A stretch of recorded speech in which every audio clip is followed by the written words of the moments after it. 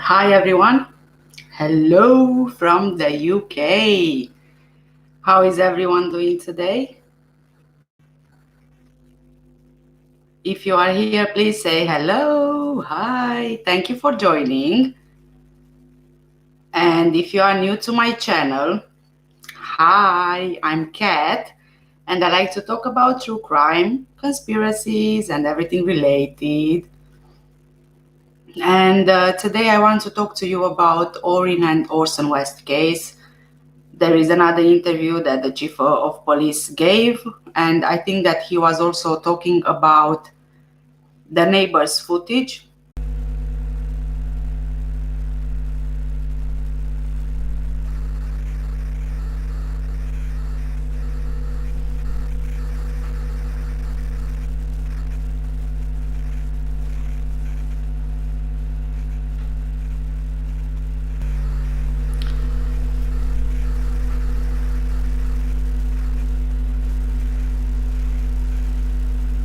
Hi guys, can you see me now? Hear me?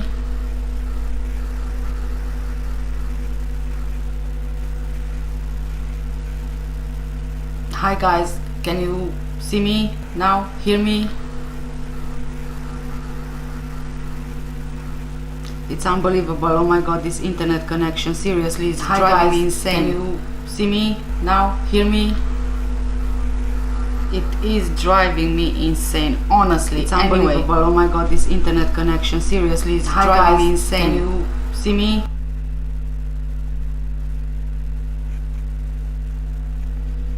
Hi everyone. I am so sorry and thank you for having this patience with me. It seems that I'm having really bad internet connection.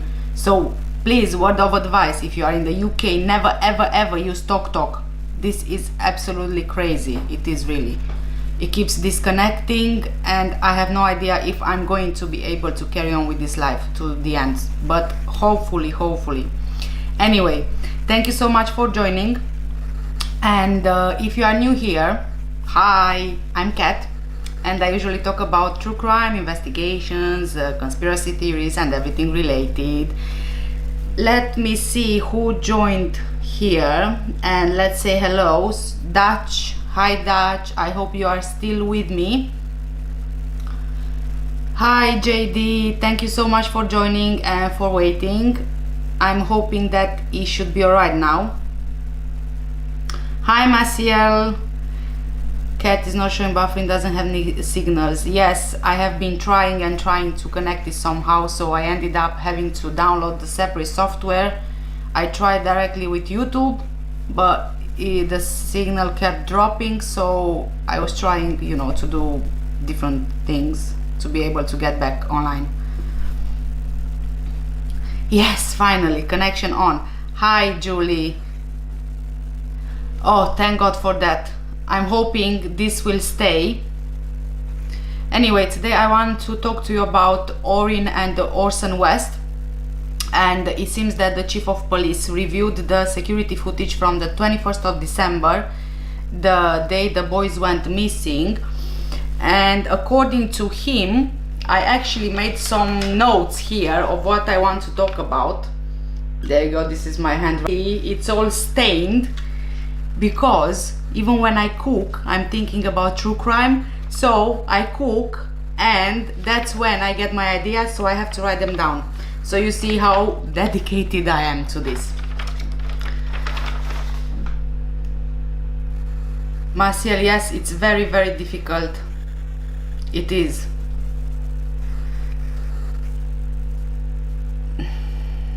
Oh my God, again.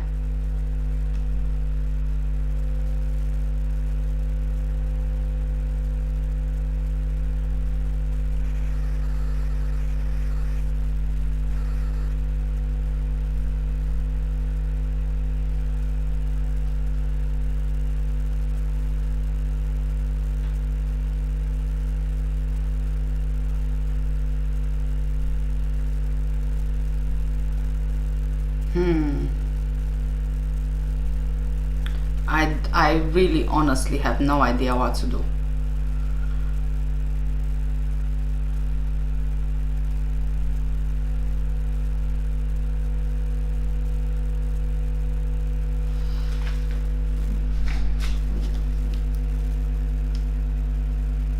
me see if I can actually connect to the... Guys, can you see me? Can you hear me?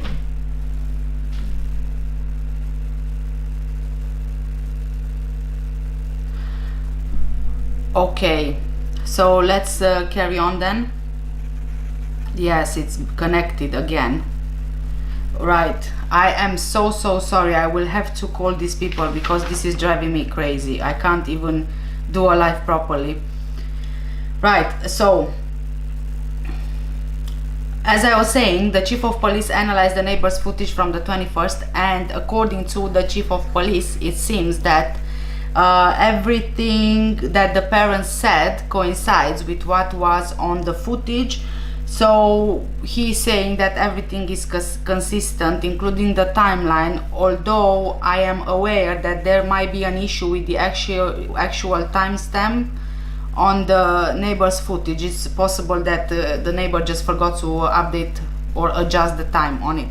But apart from that, according to the chief of police, everything was as they say. I also know from his latest interview that it seems the chief of police or the police questioned all the other 4 children, the 2 foster kids and the 2 biological kids of Triselle and Jacqueline West. And the kids, which is quite strange, the kids said that they last saw Orrin and Orson West on the 19th of December, the same day when they went. It was either for Christmas shopping or to their grandparents for holidays. So according to them, they last saw Orrin and Orson in the house in Cal City. Now, there are a few points which I'm gonna make about this, but a bit later on. So, you know, my question is, did these kids actually saw Orrin and Orson in Cal City before going to Bakersfield?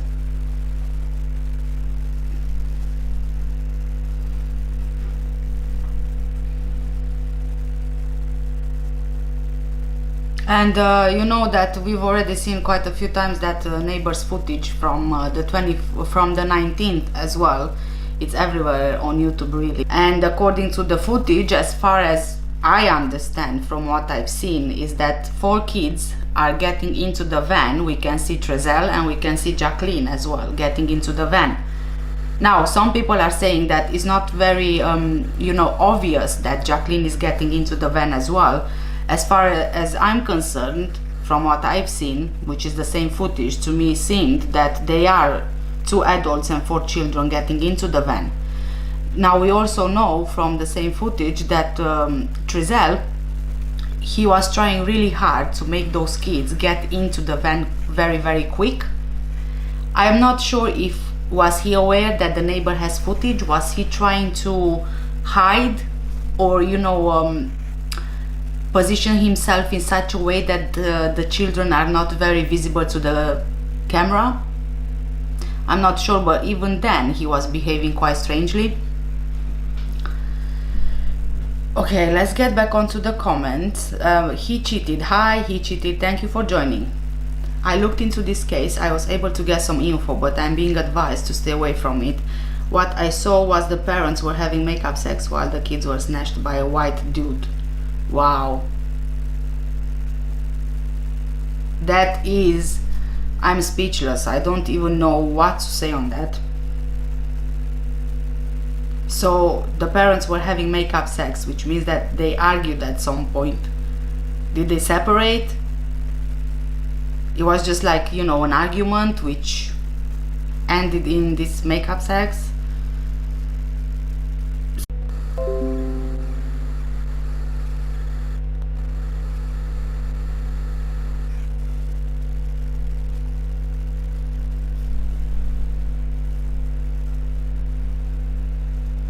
JDS, I've noticed. Yes, the internet completely disconnected. I don't know how, if I'm going to be able to finish this, or... Oh my god. I'm just...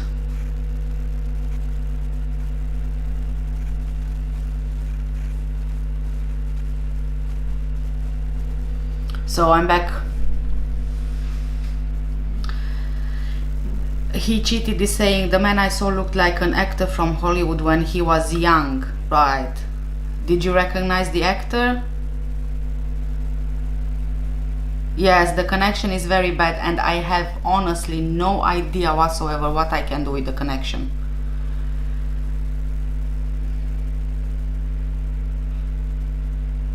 Anyway, carrying on with this. You did, right. Who was he?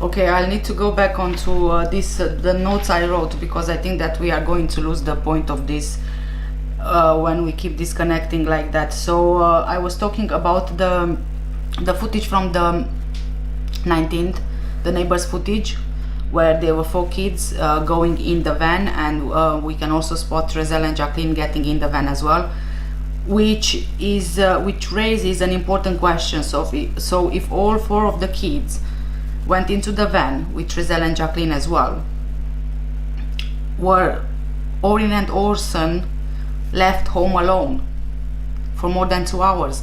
Because let's say, for example, from some stories, they either went shopping, Christmas shopping, or they went to the grandparents to drop off the kids for the holidays. If you think about only the trip to the grandparents and back, it would be more than 2 hours. And if you add that time to, let's say, they went shopping as well, Christmas shopping, that's more than 3 or 4 hours, where supposedly 3 and 4 year old children were left home alone in Cal City. So were they really left home alone? This is really, really very surprising.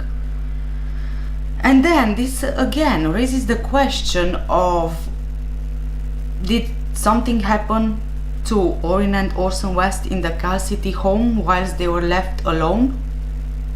And it was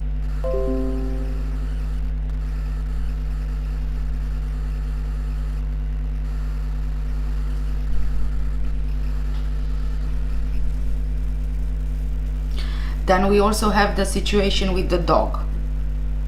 So as it seems, they had a dog living with them in Cal City. The dog was spotted moving in the backyard in the footage. So another question is, would Triselle and Jacqueline leave the dog as a babysitter for the kids, for Orrin and Orson? Did the dog do something to the kids which led to their death, and then to the cover up by the parents for the same reasons I just mentioned? There are so many possibilities, there are so many questions, honestly.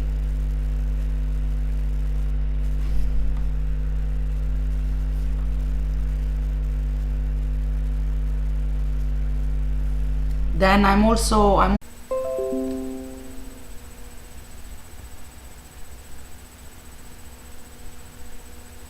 Can you hear me?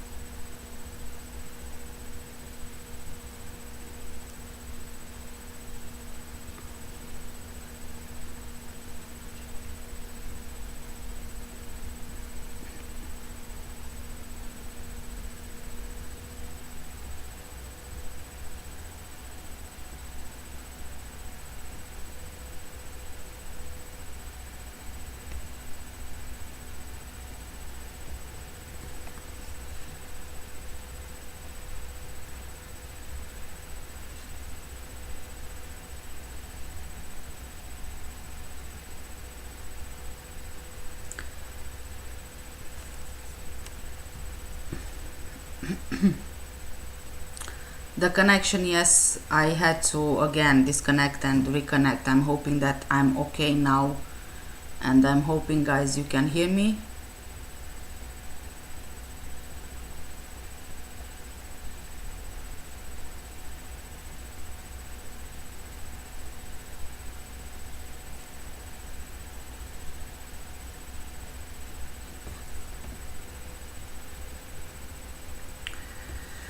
Okay. See, I even forgot what I was talking about because of all these disconnections. Oh my goodness me. So yeah, it does not make any sense.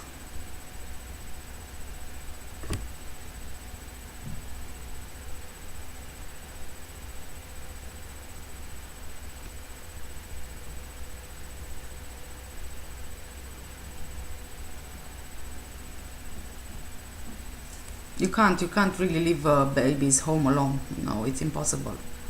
So I don't know, were they really that neglectful to think that the 3 and 4-year-old would be okay home alone? I have no idea what went through their head if they did that, although it seems to me, I agree with you, Maciel, that I don't really think they were never there. Now there's the question of the statements from the other 4 children who are now the witnesses, apart from the parents, who say that they've seen the kids in the Cal City home. So there are a couple of things here which don't make sense. Then there's also the issue of if something happened to the kids in the house which led to their death, then the cadaver dogs which were brought on the scene on the 21st, I believe, they should have scented the cadaverine, because cadaverine odor is emanated from the body a few hours after is deceased. So the dogs came on the 21st, they should have scented the cadaverine odor coming from the cadaver, which of course they didn't.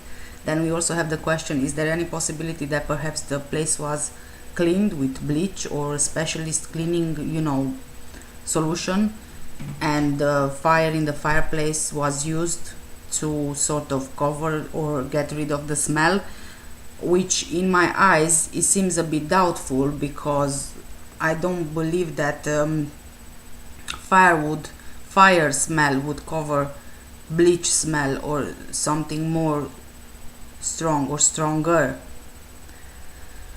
So yes, there is that's another question as well. Then there's also another possibility. I mean, we do know that Jacqueline, she was drinking. I mean, she was fined, and I think her license was taken away or maybe suspended for driving under the influence. So is there a possibility that she got drunk while she looked after the kids? Something happened because she was drunk and she couldn't take care of them? Again, this is another possibility which doesn't really make sense.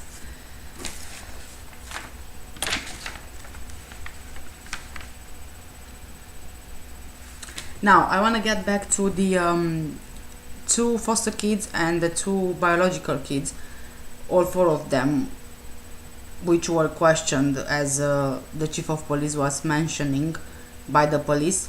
Now I do have a few questions which I need to ask. So the first one, I actually wrote it down so I don't forget. I want to know, were the 4 kids questioned together or separately? This is a very important question, because we need to understand their statements, and then we can make up our mind if were they telling the truth, were they persuaded to say a certain story. Julie is saying, with the information we have been given, I do not believe the boys were ever there. Are Jacqueline and Triselle still living together? Honestly, I would love to know if they are still living together, although I have no idea. I know that they are both in Bakersfield. I know that Triselle was spotted However, no one has seen Jacqueline, so I am not sure if they are living together.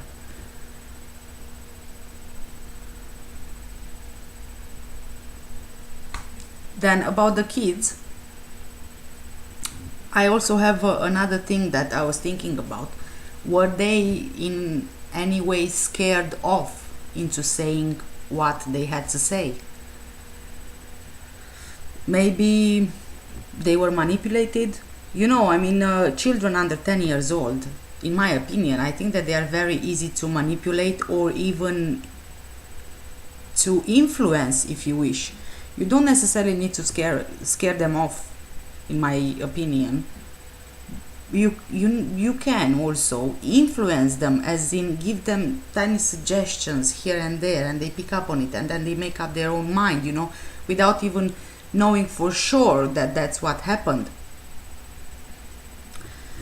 So that's another thing which is very interesting to know, would be very interesting to know.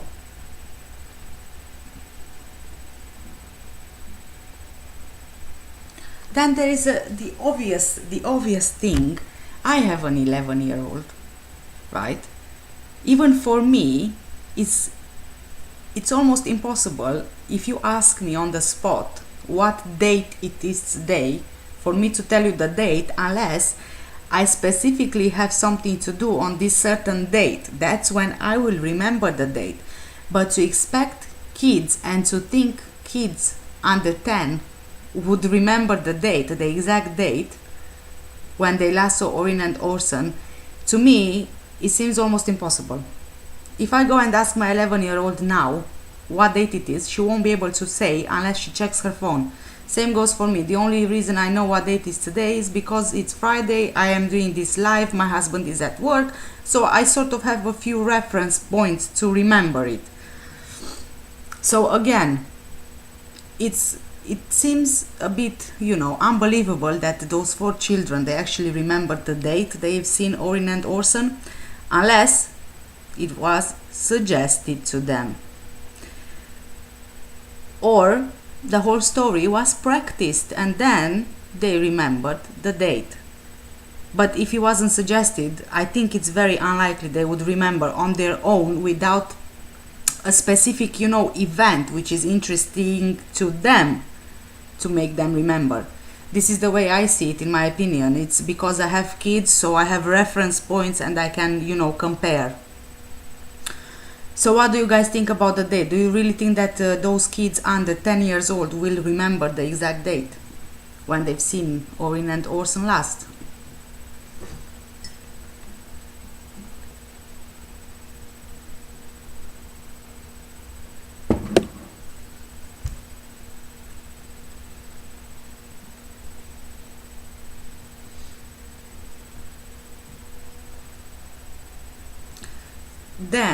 Then we also have the question of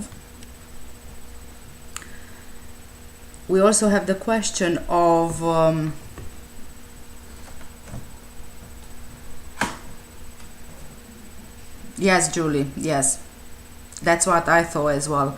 Then we also have the question of the actual statements or answers to the questioning of the kids. So if the questioning was done with each of them individually, there is another question which I would really like to know the answer to. Did the police analyze their individual, you know, statements, so to speak? Because I think that you would need to compare all of them. Sometimes you might find that they are too similar to each other, all those statements. Did the police analyze this? I would be very, very curious to know.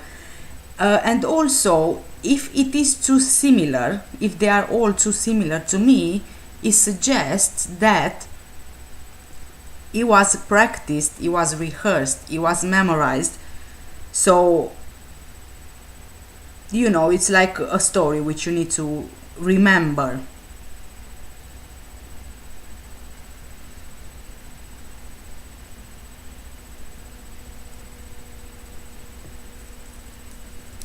Then there's also the thing that if the police found or suspect that the kids are lying to cover something, as in being they've been manipulated or they've been fed a story and they believe in it, I think that at this point the police would very well be able to actually not manipulate them but take the truth from them. I think that they could do that. Honestly, kids are very easily manipulated. They are. If you say that they are not, that means that you are lying to yourself, because most children, they are very easy to manipulate and also very easy to influence. So I think in this situation, Triselle and Jacqueline, they could have manipulated them, influenced them, fed them a story. On the other hand, the police, if they found some suspicions in their answers to the questions or their story together, they could very easy take the truth out of them. Because sometimes the more you question a child and the more you ask them and the more you push and push and push, the more likely it is that they will forget what they had to say, and they will sleep. That's, I'm 100% certain they will sleep. Comments, let's go back to the comments for a second. There, he cheated is saying it was a couple of days before Christmas. Kids to count down that day, so that may help. Right. Marcel is saying my opinion is they have been manipulated. Yes, I think so as well. I mean, I know I'm not showing you the interview. I know that most of the YouTube creators, when they make a video about Orrin and Orson, they usually back it up with videos. I've seen so many YouTube creators already having this interview, so they make a video around this interview, which is like 10 minutes video. From that 10 minutes, 7 minutes is all in the interview. I don't want to do that. I can very well do that, but I don't want to do it because I would rather have the conversation, the discussion with you, rather than let's look at the footage.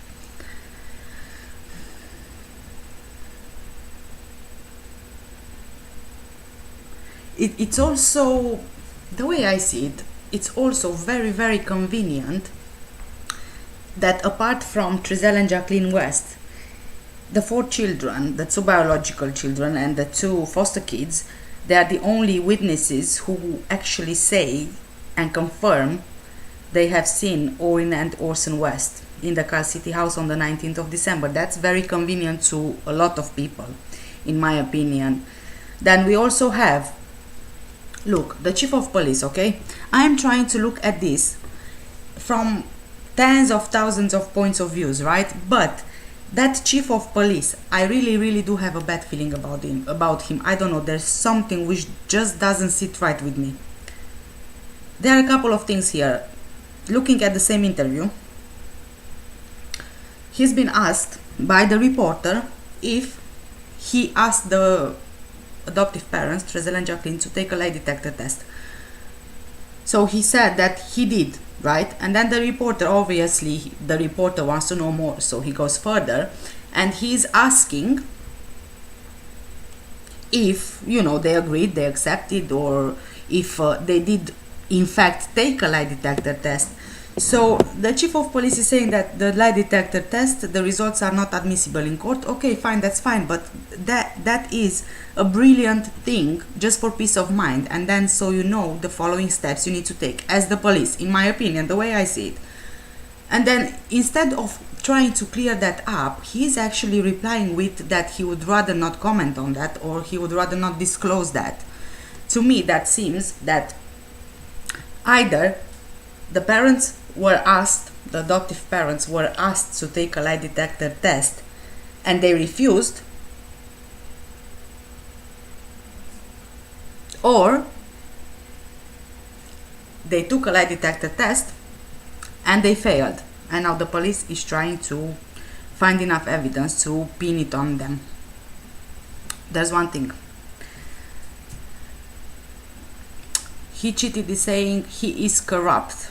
I like I said, I have a bad feeling about him. I can't decide right now. I would rather look at all the possibilities out there, but Yes, something just doesn't see right with me, as I said. Then, apart from the lie detector test, one of the questions that the reporter was asking in the interview was if they have any suspect. So the chief of police is saying no, they don't have any suspect. Then the reporter is asking, how about a person of interest? So the chief of police is saying, yes, we have a person of interest. And obviously the reporter wants to know more. So he's asking, is it one person or is it more than one person? And the chief of police is saying, again, I would not disclose that, or I would not answer that, whatever he said. But anyway, he refused to answer that. In one way, to me, it looks like they have more than one person of interest. Obviously, they will not disclose it if they do have it, just so they don't, jeopardize any sort of potential evidence they might have against them. But it's in a way, it's easy to read into the interview, because you can see when he knows something. He's not saying yes or no, or denying or affirming, but he's always saying that he will not disclose that, or he will not comment on that. So at this moment in time, I am still undecided if is he involved in a way in the disappearance of Orrin and Orson West, or I have this opinion of him because he has got some information and some potential evidence which he cannot disclose, so that it doesn't damage their investigation. Now, in order for me to make up my mind, I will obviously need to see more. At this point, I am not seeing more, and I am not seeing updates and enough information to help us understand what happened. So anyway, guys, what do you think? Do you think that the chief of police is hiding something? Not like that, the question. Do you think that the chief of police is not disclosing information so that he doesn't damage their investigation and put off any potential suspects they might have? Or do you think that he's not saying anything because he has a role in the disappearance of the boys?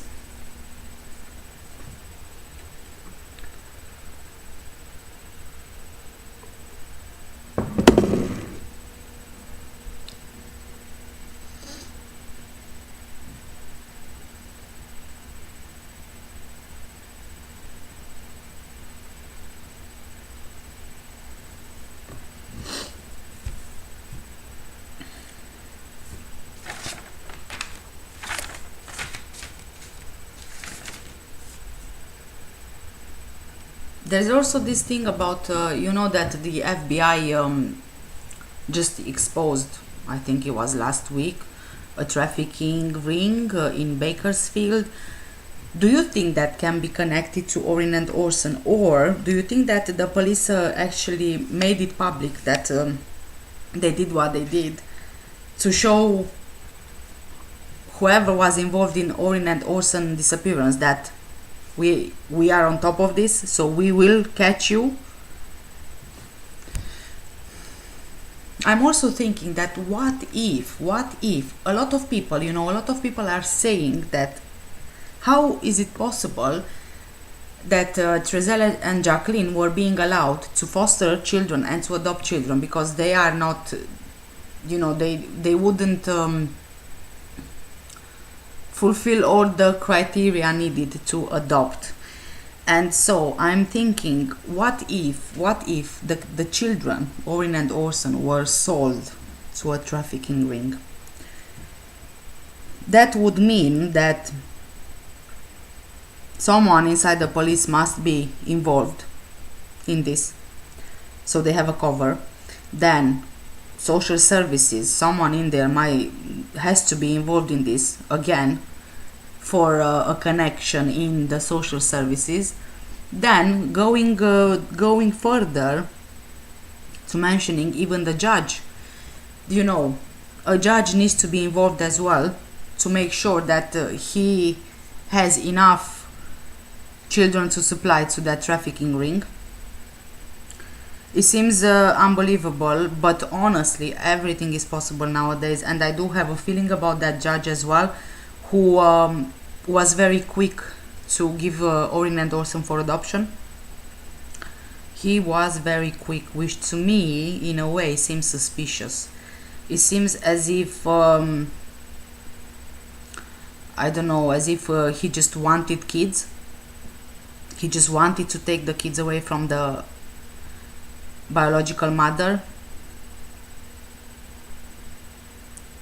So the only reason I can see is for this, for a supply of some sort. So he was the he wasn't the head.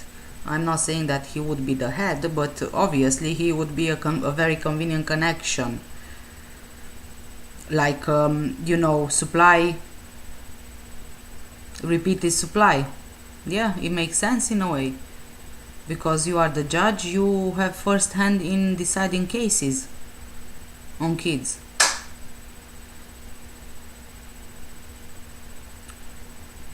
Marcel is saying, I think the whole time how they adopted children, they don't have love or emotion connection with the boys. Marcel, you're right, they do not have any connection. I am not sure about the biological children, if they are any different with them. JD saying, definitely the police letting off more than they know. Yes, I agree on that as well. Now, again, like I said, I'm undecided. I'm not sure if it's to do with so it doesn't damage their investigation, scare off certain people, or is it because someone is hiding something in that police force. I don't want to accuse anyone or suggest anything, but it's just very, you think of 10,000s of different ways when you don't have enough information to go on with. So there are so many different possibilities.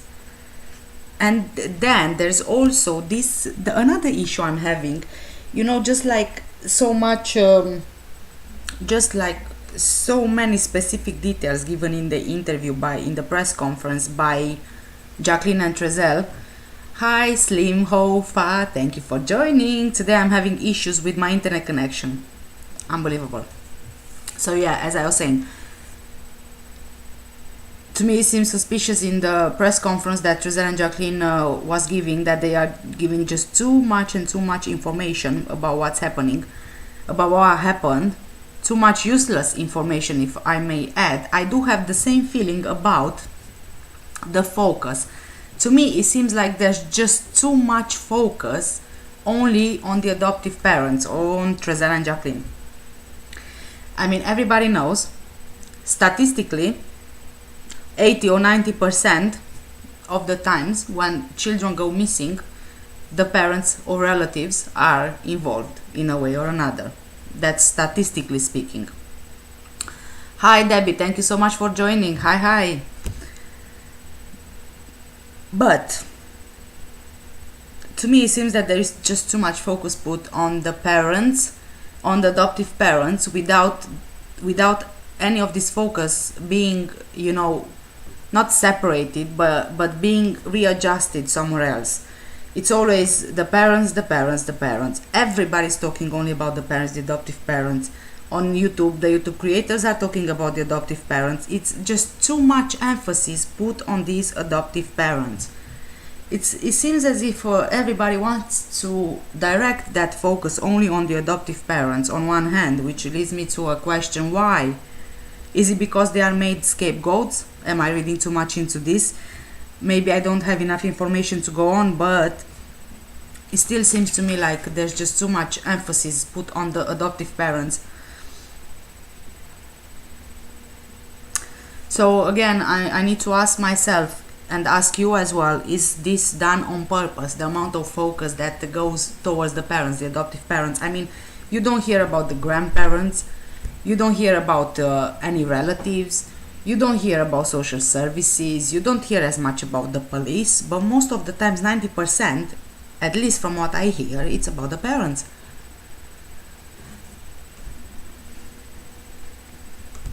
Which again, to me, it raises suspicions, if I'm honest. He cheated is saying, rewards and high profile cases raise alarms for me. Hundreds of thousands of children go missing every year. The ones that get the attention, better get solved on purpose. Yes, I don't think, well, on one hand, I don't think that they believed that this case will get as popular as it got.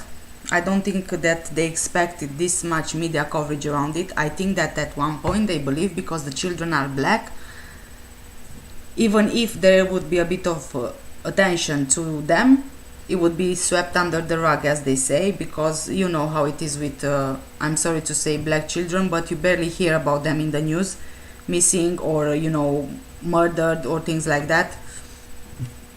Even I talked about black children in my videos, and I didn't get as much response as I do on other cases. So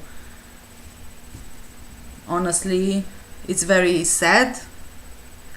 It's not justice, but unfortunately it's real.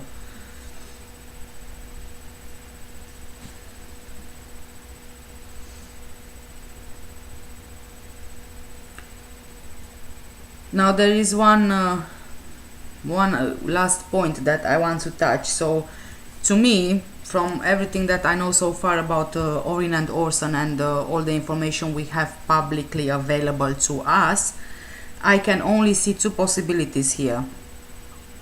One, either that these children were abducted by someone and something happened, they disposed of them, which means that their bodies will possibly be found.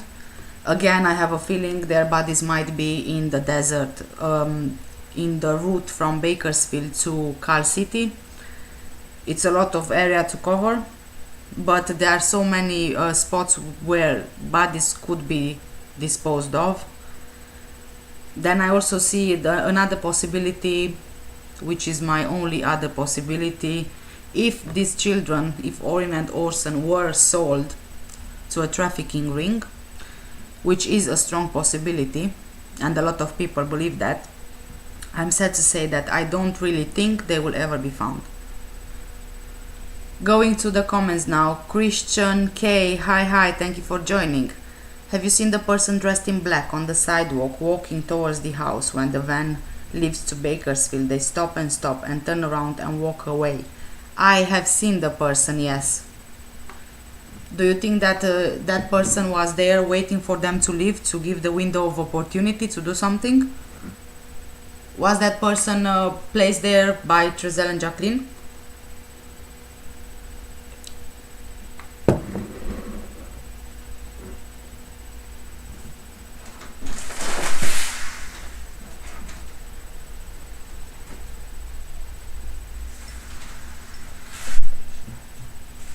Hello? Yes, I'm live. Big issues with the connection. Really? You wouldn't even imagine how many times I've lost it. The connection. My God. So my husband came home from work. I was just saying hello. Marcial is saying that is really suspicious. It is very suspicious indeed. So is that when was that on the 19th then? On the 19th when the van went to Bakersfield, right? That would be a good opportunity, but honestly I don't really think those boys were ever in Cal City, if I'm honest. I'm not quite sure. I can't make up my mind. That's the issue I'm having, like Triselle said in the press conference. And that was the issue, that a lot of people went searching for the boys. That was the issue, my God. Rambunctious, I still can't forget that word.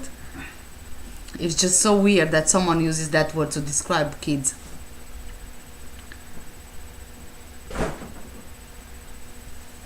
So yes, I tried with the HDMI cable and the camcorder, Yeah. and it kept dropping the connection.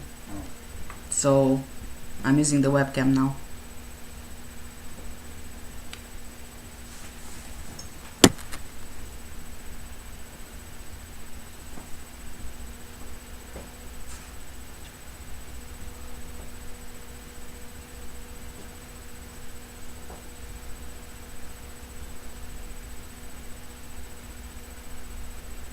I am on here. It's delayed with a few seconds.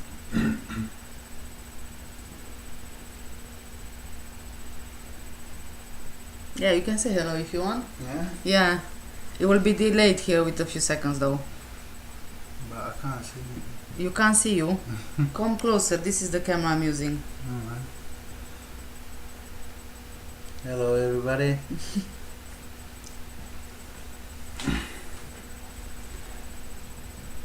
So I was talking about all the things I told you last night. You remember when it was 1 in the night and I wanted to make a live? 1 o'clock in the At 1 o'clock in the night, yeah.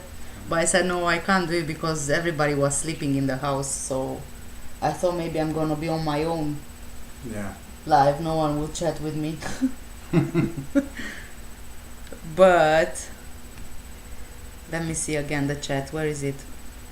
We have to sort out this internet. Well, how can we sort it out?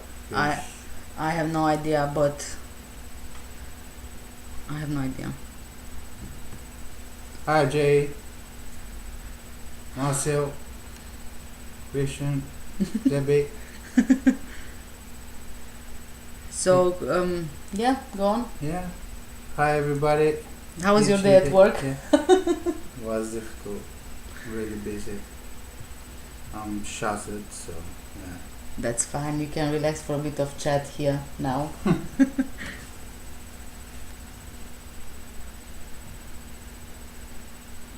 So let's catch up on the comments. Yeah. Christian is saying, do you think the 4 kids could be coached to lie with the way detectives ask questions? I think that those 4 kids, I think that they were trained. Not trained, no, I'm using the wrong word here. I think that they were either manipulated or influenced in saying whatever, or there were points being given, to influence them. Like when you say, oh, I don't know, I've seen this person here, and then the kid picks up on it, Yeah. and that's what the kid will remember.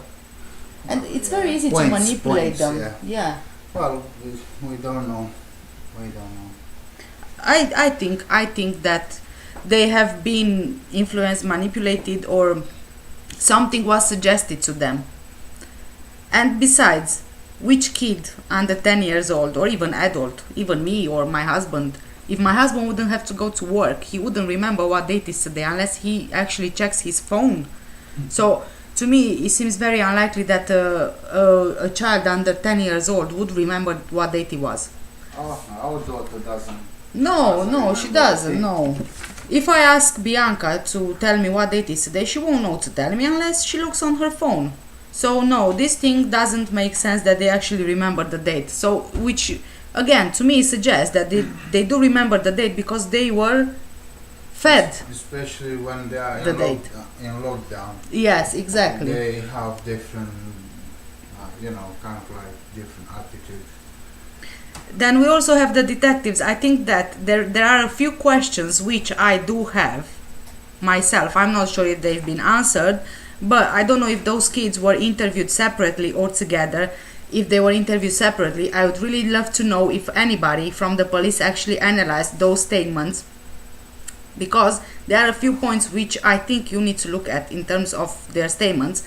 If they are too similar, like 99% similar to each other, that's impossible, because everybody remembers something differently. Yeah. Everybody remembers something differently. When it's too similar, it means that it was practiced or rehearsed or learned or suggested or these kind of things. Catching up on the comments again. Julie is saying, if an abduction, a vehicle would be involved, as the area around West House so quiet, it wouldn't be difficult to find film footage from neighbors' film footage. Yes, you're right. I don't think that there is any footage from neighbor which spots a van. There was only the across the road neighbor which left the house in his own car. So that I don't know if that neighbor has any cameras there. But even when he left his own house with his car, if the story is true that the kids went missing from Cal City and they ran from the backyard, that neighbor would have spotted those kids on the street or in the area around the house, that neighbor didn't see anyone. The neighbor's footage didn't see any other car or van apart from Triselle's. So that's another one. Massey is saying exactly, me too, and my girl also, sometimes they don't remember. Yeah, exactly, because to remember a certain date you need to have a specific point that you need to remember, such as my favorite movie starts today, or oh, tomorrow I'm going to school, tomorrow is the first day of my work, or tomorrow I'm on holiday. So reference points to make you remember, I think. Yeah, well, Like for example, when I used to work as a receptionist in a hotel, I remember that I always had to write the date down. So that's how I remember the date, because I had to write it down. So that's another thing. There are so many things involved here, which you need to take into account. I mean, remembering depends now. Each person is different, and when it comes to memory, obviously, yeah, you can't see me properly. You should bring a chair here next to me, It's too or hot maybe I here, can move. Sorry, it's too hot. Is it? Yeah. Hey, we have matching tops. Get up a bit. Look, I dressed in red, you dressed in red. How come? Well, it happened. Oh, this is so cute actually, red and red. Yeah, I was saying that everybody is different, so they remember differently. Points and references, they take it differently. For example, if I see a car, I see the color maybe only, who drives it. I'll have a look, but probably my wife will look at the number. I never look at the numbers. No, I mean, I just give an example. Yeah. You wouldn't look at exactly other things what I might pick and catch. You wouldn't pick and catch. You would pick something else. Yeah. So every person thinks differently and has different memory. So I don't know about the kids, but since this lockdown now, our daughter, she can't even remember what day it is. So yeah, that's why I'm saying it's a bit strange. Yeah. Hey, TJ Cook from Arizona. Hello there. Hi TJ, thank you for joining us from the UK. GS is saying they could have said the day we went to grandma's. Exactly. Yeah, so that would be a good reference point to remember. Yeah. Funny how the kids remember. I don't remember what I did yesterday. How can the kids remember correctly? Exactly, that's the point. Yeah, exactly. That's one point as well. Yeah, I mean, we have our own references, because we have a 4-year-old and we have an 11-year-old. So obviously the 11-year-old, she realizes more than the 4-year-old. Yeah. But even if she puts a pen here on this table today, and she comes back in 2 or 3 hours asking where is my pen, she completely forgot where she put that pen. So Catalina Tompkins, kids was never there. They already told them that. So listen to the story from us. Well, that's what we think. Well, at least myself. I believe. yeah, I strongly believe the kids went there. So something happened in Bakersfield, and hence they moved to Car City. To lose tracks and traces and stuff like that. And another thing, because the area is quite what you call it, remote. It's deserted really. There's houses here and there, but a lot of empty plots, and also you've got the desert there. Even the chief of police was saying that they searched for 5 miles around that Car City, so 5 miles of desert, and they couldn't find anything. Then Julie Power says, if the kids are saying they went to grandma's, they would know the boys were left home on their own. Precisely, yes. Well, they would know, the kids would know. But my question is, he's got a dog. Where was the dog? Because did they leave that dog to act as a babysitter? I don't know. Did something happen? Did the dog do something to them? I think And I need to go they upstairs. covered. Probably, I'm not sure. Yeah. Sorry, he just came home from work. I think he just woke up, Caleb.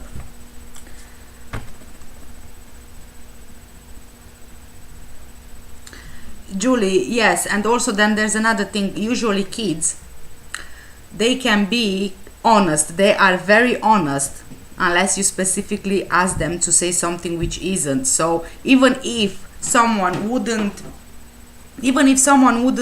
ask them the question that were the boys left alone, I think that they would say themselves without being asked.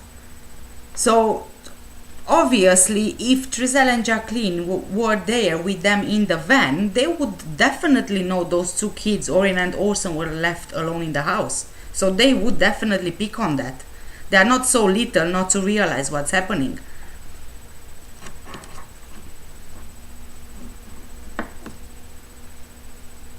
JD saying red and red, loves in the air. Yes, we are getting ready for Valentine's Day. No, it wasn't a match made like on purpose.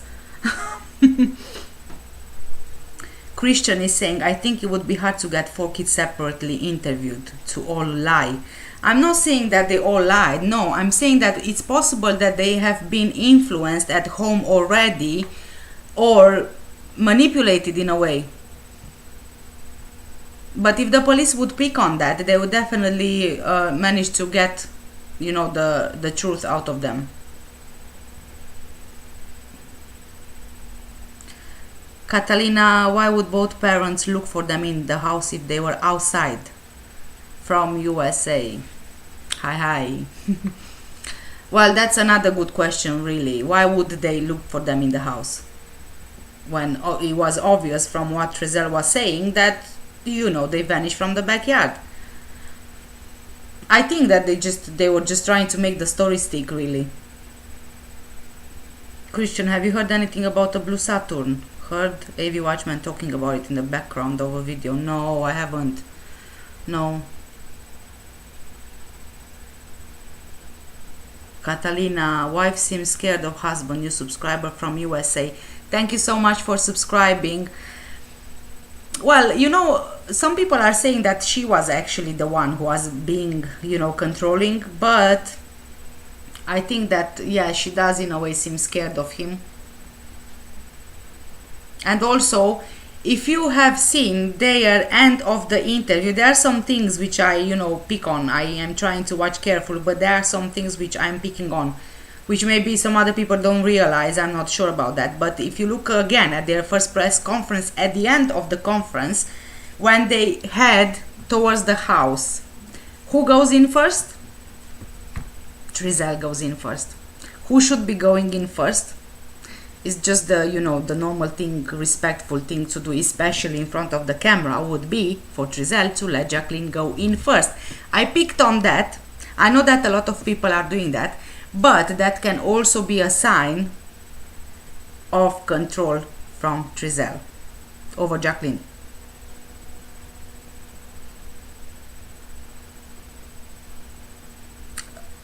Dorte is saying, I think they refused a polygraph. I think that as well. I think that they did refuse the polygraph. Yes. CC Harley, hello. I think they've been gone since June or July when they were invited to a birthday party and parents said they were sick. You know what I think? Oh my god. There was a toy who just started singing. Did you hear that? Oh, why? Is it like motion activated? That was so creepy, for God's sake. I didn't know what's singing there. Again! My god, how do I stop it?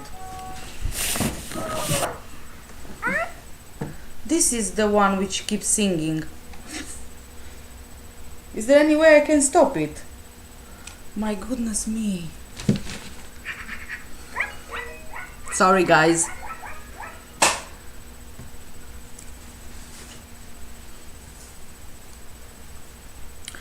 So yeah, they've been gone since June or July. Well, as far as I understand, please correct me if I'm wrong because I'm not quite familiar with the law in the US, but the social services are supposed to be checking that house every 3 months?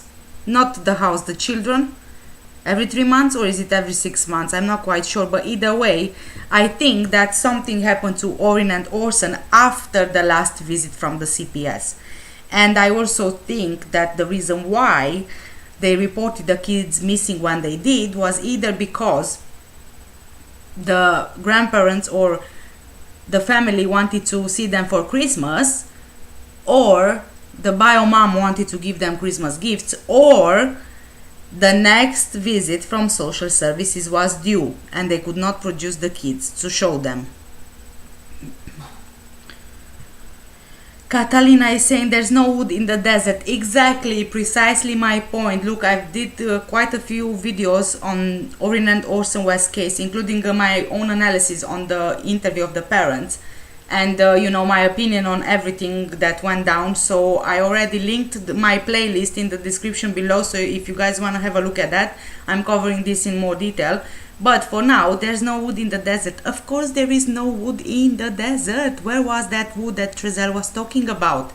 And as I said in my analysis of the interview, it seemed to me like that wood and that fire was the main focus of the story. I think that the element of the fire was the most important thing to connect everything else. Do you know why I'm saying this? Because if there wouldn't be cold outside, right, there wouldn't be a fire. If there wouldn't be a fire, he wouldn't have to collect firewood. If he wouldn't have to collect firewood, the kids wouldn't go missing from the backyard, right? And then we also have they are trying to shift the blame from themselves to the children themselves. First of all, he's using the word rambunctious, which is a loud and, you know, shouting, screaming child, toddler. And he is very angry when he says it, as if he's speaking on their behavior. Why would you pick on those kids' behavior when those kids went missing, right? Then also, shifting the blame from themselves to the children. It was so close to Christmas. I'm giving you an example. It was so close to Christmas. So, Jacqueline had to gift wrap gifts for the kids because Christmas was just in a few days.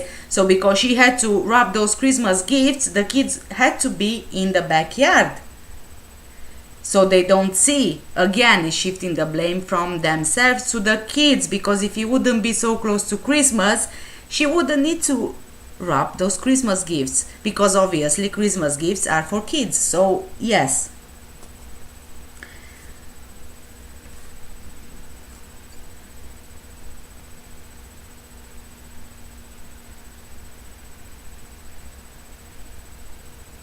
Catalina is also saying the neighbor across the street from them have ring doorbell with camera. Have they? I don't really think I've seen any footage from that neighbor from across the road. Have you guys, any of you, have seen any footage from that neighbor? Dorte is saying that's the big question in my opinion. How could they foster and adopt when they didn't have a job and no money? Exactly. I mean, from all we know is that Triselle, at the point of buying the house in Cal City, he was selling his own beats, the beats that he created himself, and overall he made about $10,000 per year. Then Jacqueline, her only income was from fostering and adopting. So where was the income coming from? So why were these parents ideal for fostering and adopting? It does not make sense.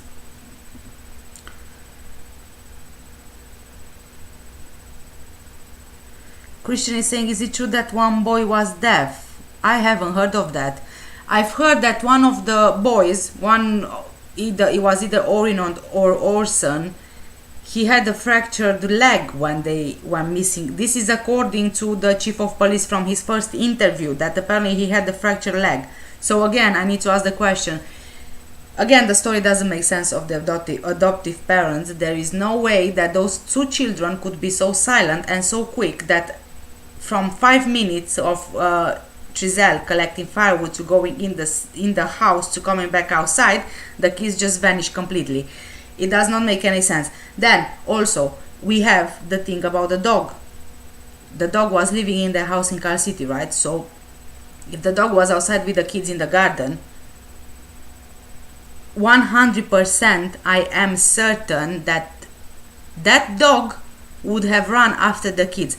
That dog wouldn't have been silent at all. That dog would have barked and barked and barked because he knew he would know something was wrong. So it's impossible that the kids just vanish without a trace in a matter of what, 5 minutes? No, it can't be. No, I'm not buying this. I am not. Catalina is saying, he said that's how it played out. Exactly my point. Yes, exactly. That's how it played out. What? The project, the plan, what exactly played out? It's a very, very weird choice of words, really.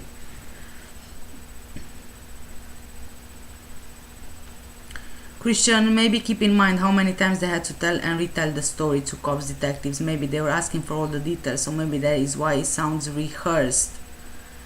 Well, either way, it's still a story which it doesn't make sense.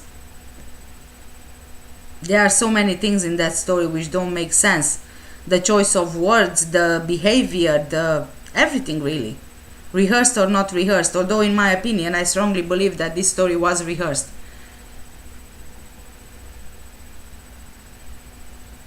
JD saying, if they were loud 1 minute and they were quiet the next, wouldn't you hear the quietness? Exactly. Yes, you made a valid point here. Brilliant point. Because that's exactly what I do as well with my 4-year-old. He's shouting, he's screaming, he's very loud in the other room, and all of a sudden, if there is silence, I'm worried. I'm thinking, oh my god, what is he doing?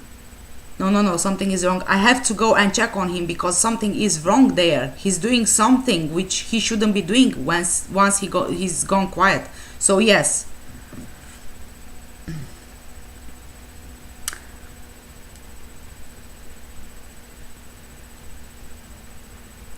Whose mom is a social worker? Jacqueline's mom.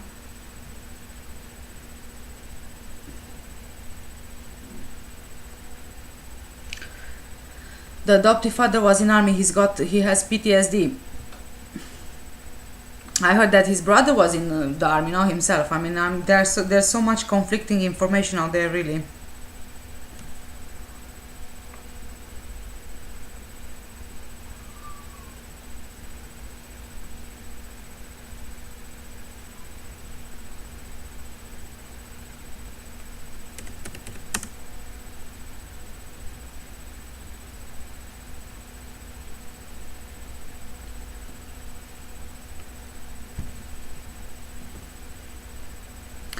Hi David Jr., thank you so much for joining. My next door neighbor's name is Catalina. I love your channel. Do you think the house in California is the scene of a crime? Oh, that's lovely. Thank you so much. I love having you here, all of you guys. Thank you so much. Well, in my honest opinion, I do not believe for a second that house in Cal City is the scene of a crime. However, I want to look at all the possibilities. If indeed that house is the scene of a crime, they went to great lengths to try and clean that house. I know that the police found plenty of potential evidence, but I think that they tried their best. And it's possible that the story with the firewood came about and with the fire came about as a way to try and perhaps, mask the smell of cleaning products, although I think it's a bit unlikely. I don't think that, on one hand, I don't think that it's a sign of a crime, a scene of a crime. What am I talking about? I don't think it's the scene of a crime, honestly, in my opinion. I think that the boys went missing not missing, but something happened with them way before they moved to Cal City. I think the reason why they moved from Bakersfield to Cal City was to lose the trail. And I don't think that the parents, the adoptive parents, and whoever else is involved in this ever expected this to get such a big media coverage as it did. So that's another thing as well.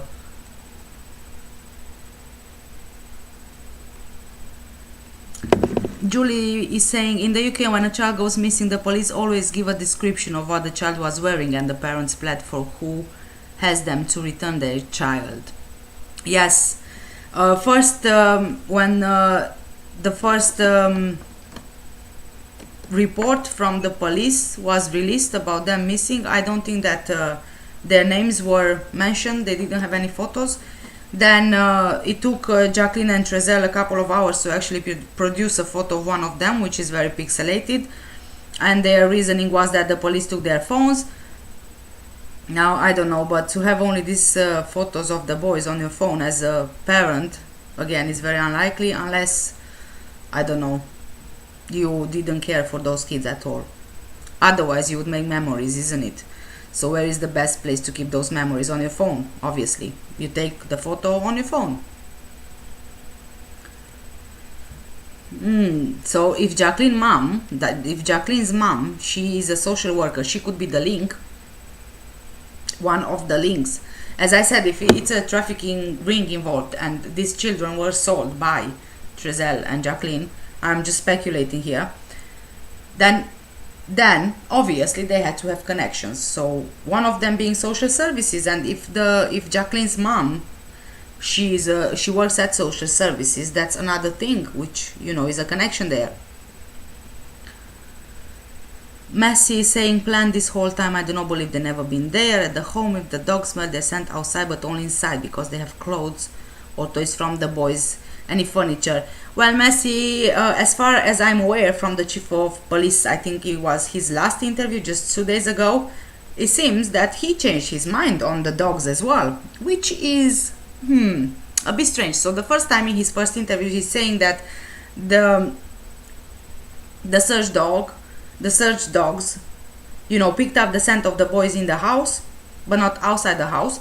Then in his latest interview, he is saying that the dogs did not pick the scent at all of the boys, nor in the house nor outside. So, yeah. Then again, going back to your question about, yes, David, going back to your question about scene of a crime. So we know from the chief of police and from a lot of information out there that search dogs and cadaver dogs were brought to the scene, right? So if it would be the scene of a crime, as in a dead body or, you know, death happened there, the cadaver dogs would pick up the scent of cadaverine. So cadaverine is emanating from a dead body a couple of hours after the deceased, you know, after the person passed away. So the cadaver dogs would have picked on that scent if the dead body would have been in that house.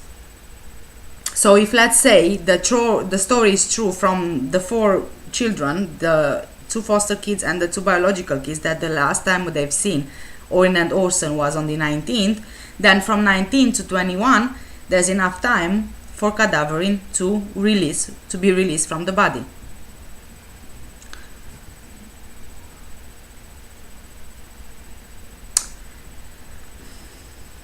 Dort is saying hi to your husband. Yes, unfortunately my husband had to leave because Caleb, my 4-year-old, woke up. So unless he goes and stays with him so I can do this live, then he would just, you know, be all over me and he won't let me do it. So I'm hoping that he will be back here, but I'm not sure. Dort is also saying I don't trust the adoptive parents one bit. Me neither, I don't. Their behavior in that interview did not seem at all as concerned parents of missing children. Also, they didn't search for them. What, 6 minutes? Is that search? JD is saying, if you compare the first McCann's interview and this parent's interview, look at the body language and choice of words. Why? Like telling a bedtime story, not real story. Exactly, JD. Yes, there are so many similarities with Jerry and Kate McCann. Yes, I agree with that. Although in all those interviews, Jerry McCann seemed to be very arrogant and narcissistic, but also the narrative was always about them and not about Madeline, just like the narrative is about them with Triselle and Jacqueline as well. It's not about the kids. In Triselle and Jacqueline West's interview, they've never once mentioned the kids by name. They never think about the kids as in, are they cold, are they hungry, are they scared, are they in danger, you know, are they hurt, are they, I don't know, are they hungry, did they eat, did they drink? No, there's nothing, there's no concern there, real concern of those boys, just like there was no real concern about Madeline in the McCann's case, in the interviews. And the body language says everything. You say something with your mouth, if it's a lie, your body will cheat on you. definitely. Just like so many times with Kate, she was saying yes and she was, you know, shaking her head no. JD also is saying otherwise you get straight to the point in one what happened. Exactly. And the McCanns, they keep on going in circles. They kept on going in circles. Same thing did Triselle and Jacqueline West. 70% of that interview were useless information, which, in my view, they didn't have to be given. There was no point in so much information being given. It was not necessary. Just be straight, just be, you know, short and straight to the point. Catalina is saying it was a box in garbage with blood in it. Now, Catalina, am I pronouncing this right? I'm hoping I am. The box in the garbage, you know what, I've seen the video. I think it was from AV Watchman channel. Anyway, I've seen it on quite a few channels by now on YouTube. I have some things about that box from the garbage. Do you really think that that is real blood there? Is it really possible that the police didn't pick that up from the garbage when they were looking? To me, it seems very unlikely that that would be blood and left there in the bin for people to find. I think that would have been taken as potential evidence. I don't think, in my honest opinion, I do not think that's blood. That's blood in the box. I don't think so. Dorothy is saying, is it your daughter behind you? Oh, she was... Yeah, but she was 9 here. She was 9 years old. She's now 11. Yeah, that's her.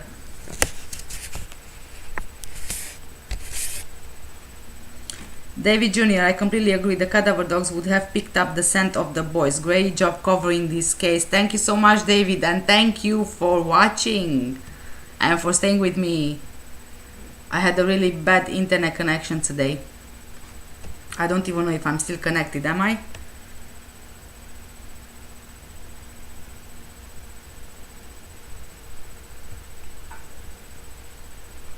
Yes, I'm still connected.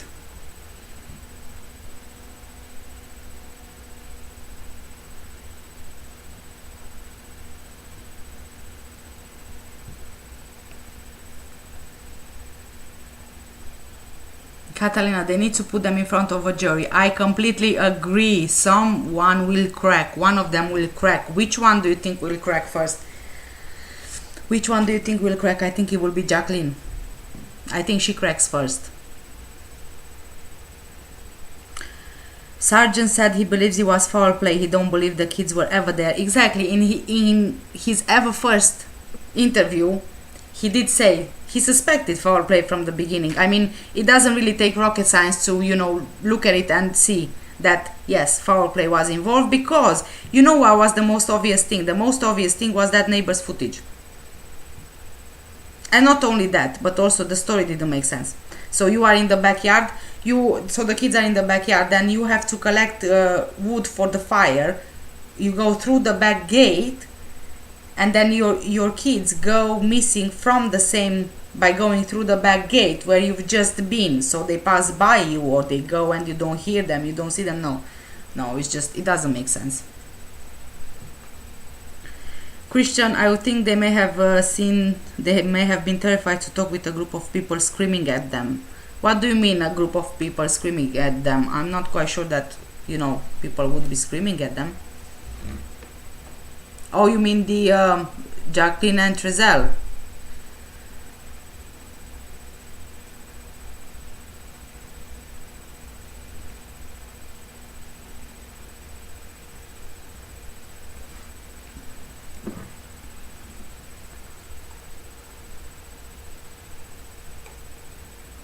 JD is saying, I agree 100% with you, Kat.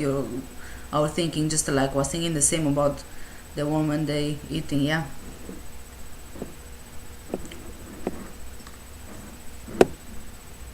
Thank you, Christian. Catalina, yes, it's Catalina. You sound so cute. Same. Catalina, yes, thank you. David, Highway 58 is the most logical way of traveling to and from Bakersfield to Cal City. Do you think this highway is connected somehow? I do believe so, yes. And I want to reference again, I'm going to reference again Chris Watt's case. just because what he did to his family, he disposed of their bodies in a familiar place to him, and I think that the same thing happened here. So Chris Watts went to the oil field, which was his workplace, so he knew exactly how to move around there, he knew exactly the schedule, he knew exactly that no one is going to be there, and so on and so forth. So not only he was familiar with the area, he also worked in that place, so he knew the ins and outs of that place, you know, the area. So my guess is that this is, you know, the way I'm thinking about it. I think that if Triselle and Jacqueline did indeed something which led to the death of Orrin and Orson, I think that they would have disposed of their bodies in a familiar place to them. So to me, the most logical would be the way from Bakersfield to Cal City. I have looked on you know, satellite view from Google Maps and street view as well, and there are a lot of areas which are just deserted. And also, even in Bakersfield, you have recycling centers, you have landfills, you even have you also have the river. The river is such a good place to dispose of a body, really. It is. You have the river, you have landfills, you have recycling centers, you have even reservoirs. Then on the other side of Cal City, on the other end of Cal City, you have peaks, you have national parks, there are hills. So there are potentially so many places that, you know, you can conceal a body there. But I do believe that they disposed of the bodies in a familiar place to them.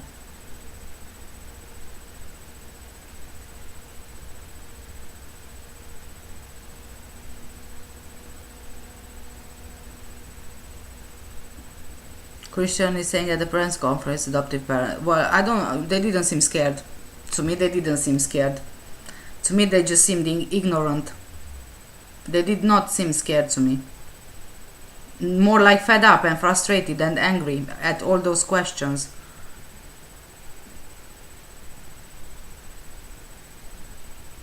Dorothy is saying, I heard somewhere that the dog is dead and buried in the backyard. Really? Well, isn't that dog the same dog which Triselle was spotted walking in Bakersfield by AV Watchman? If you mean that the way that they dug holes in the backyard, is that what you mean? Catalina Tompkins, the wife, she stumbled over her words, seemed too nervous. Yes, she was very nervous, and I also think that's the main reason why she was swaying from side to side, because she was nervous. So she was sort of trying to comfort herself. JD, Chris Watts was moving side to side just like Jacqueline. You noticed that? Yes, I have noticed that, yes. Although Chris Watts was a nervous wreck, he was worse than Jacqueline. He was hugging himself as well all the time. If you've noticed in his interview, when those dogs were barking in his house at the same time he was doing the interview, did you notice how nervous he became when those dogs were barking? Oh my god. He was just, you know, you could tell about him from the get-go that he was guilty.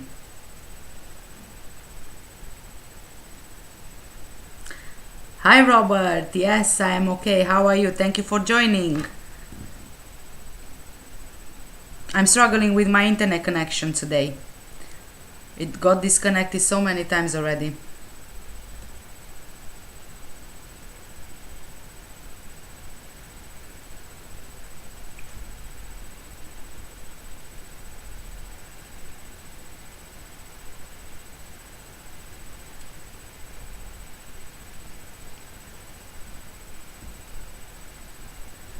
My team uses Monday.com to manage projects, sales, recruitment, anything. Who the hell are you? I'm you. 1 minute into the future. What happened to you? Check this out. You put everything your team is working on here, who's responsible for what, and track where it all stands here. And whilst your team gets lost in painfully long email threads, my team's communication is super organized and easy to follow. Oh, where is because my it's chat? connected to our work. But our team already has a bunch of tools that do this. Well, with a couple of clicks, you can just connect Yes, all those Robert, tools to I Monday.com. am That's how we trying manage to. all our work and data in one JD, organized yes, I place. see Chris Watts You know moving how much around like a time this headless saves chicken. us? Yes, Exactly what my our God, team that needs. Chris Watts. This is the I dashboard still showing can't my believe team's what he amazing did. performance. I Again, can't there's an even. app for I your wanted phone. to make a Just video about let me it, but to get Why don't you into warn me that would specific happen? details, but I just can't do it.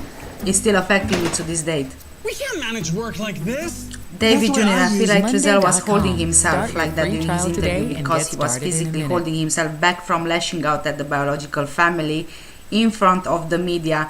Yes, I do believe that he was holding himself the way he did to control himself and his emotions. Yes, he was so angry. Giselle, he was very angry and frustrated and fed up. The Cecil Hotel. Messi, even the neighbor's video got busted also. Hauntings at a Yeah. whole other level. He was staying here when he So did you guys actually see the latest interview where the chief of police was reviewing, or more like talking about the neighbor's footage on the 21st of December?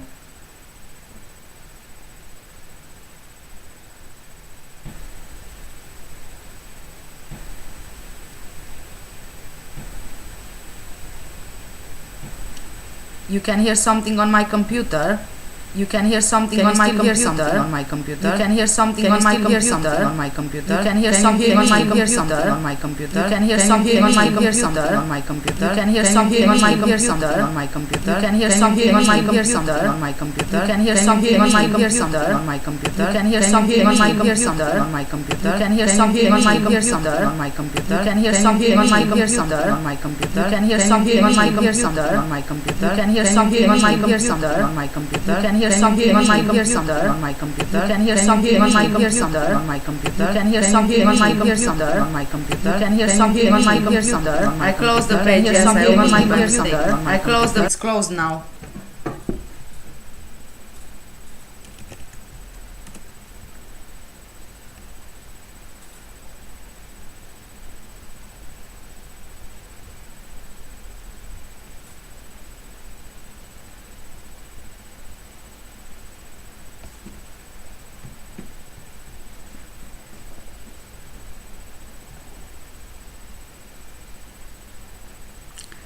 Hi Selena, hi, thank you for joining. You are 2 hours late. Okay, so who else has seen the latest interview? So David, did you say you've seen it? Was a nice echo remix. Yeah, thank you. I'm making music now. So David, what did you think of the interview?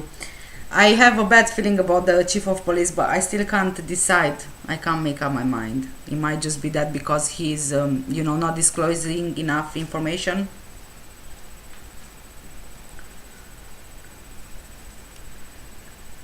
Was there another interview today? I think the interview was from about 2 days ago when he was talking about the footage from the 21st, where he said that is consistent with Triselle and Jacqueline's version of events.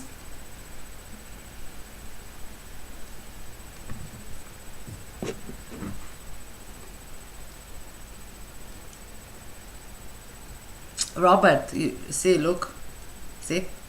I got the giant mug. You said you lost yours.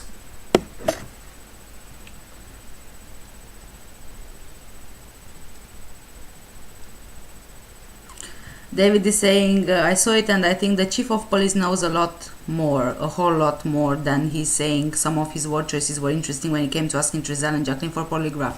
Yes, my opinion precisely, yes.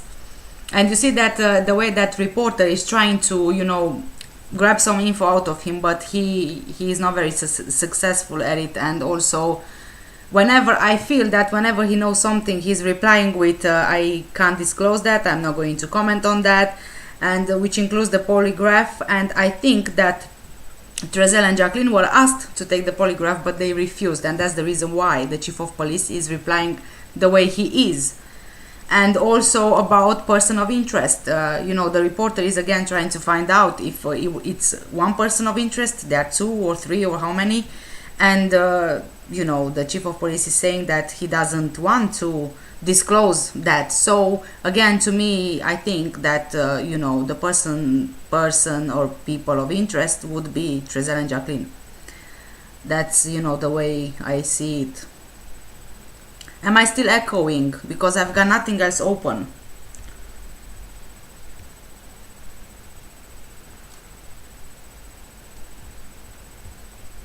I don't know what's happening. I can't do a proper live. Why?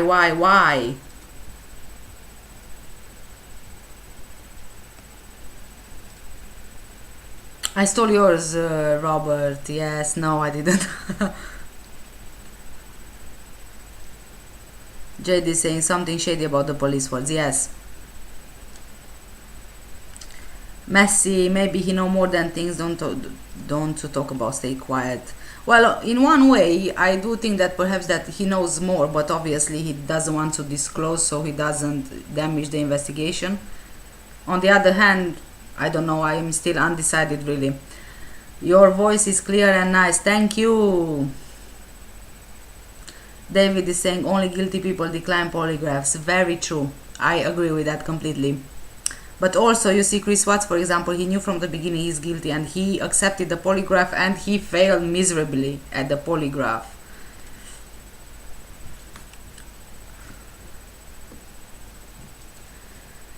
Catalina is saying, I believe it's foul play. Yes, I agree with you. I do. JD, is the police department funded by private or public money? Do you know? Because 13-man police station in the whole area. I haven't looked into that. Honestly, I would assume it's public money. I'm not sure.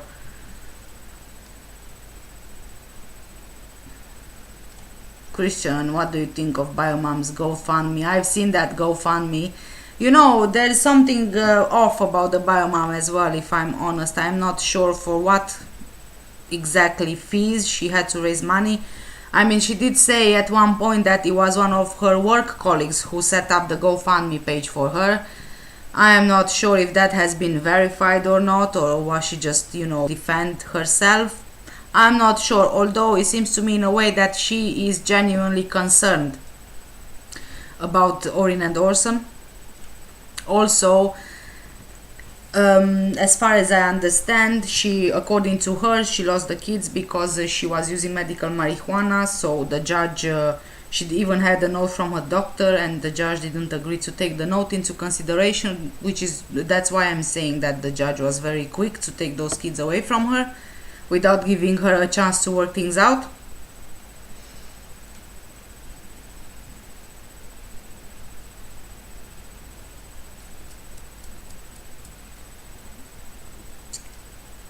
Joe Hexton and Andrew Neckman's avoiding. Yes, that can be a sign of guilt as well. Well, it's the same thing in Madeleine McCann's case. Kate and Jerry McCann, they refused to do a reenactment. It's possible because they know that their story won't stick. That's why.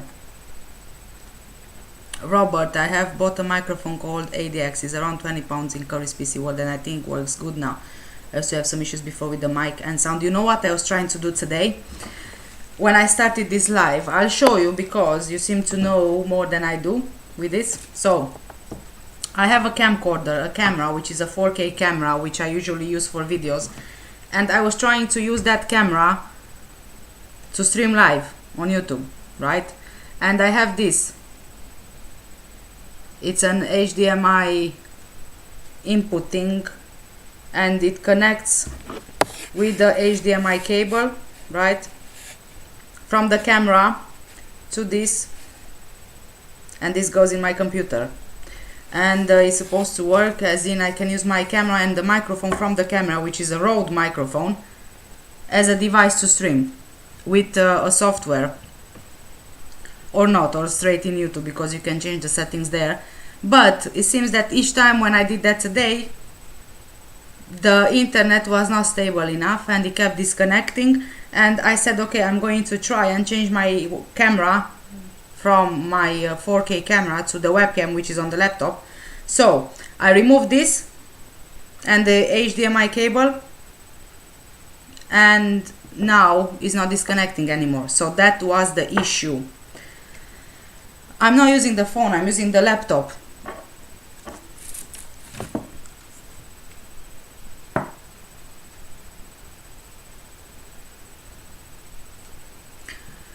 Christian K, mom have 3 kids, heard they have all been removed, not confirmed. I also, you know what, I also heard that they have been removed. It's not confirmed.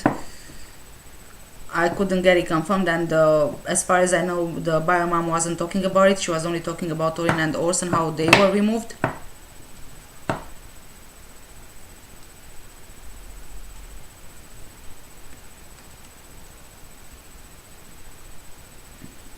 Joe Hexton, Jacqueline and Triselle and Jerry McCann were embarrassing. Yes, it's very true. I'm hoping that I got it right. I'm so bad at abbreviations.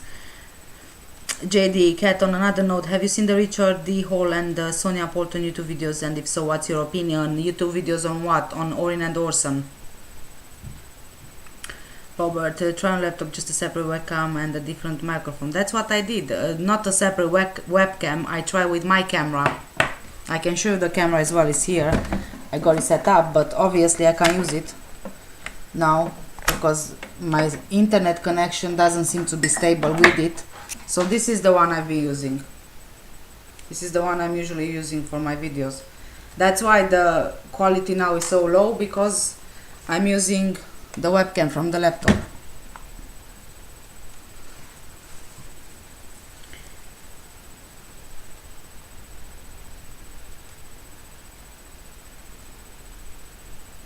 And the microphone is the Rode microphone, which as far as I know is the best on, you know, I don't know. Someone suggested this to me, so I just use this. And it's also because my 4-year-old has a YouTube channel as well, so I need a good quality camera because I'm following around. JD Madeline, I have seen a few videos on Sonia Polton and Richard D. Hall.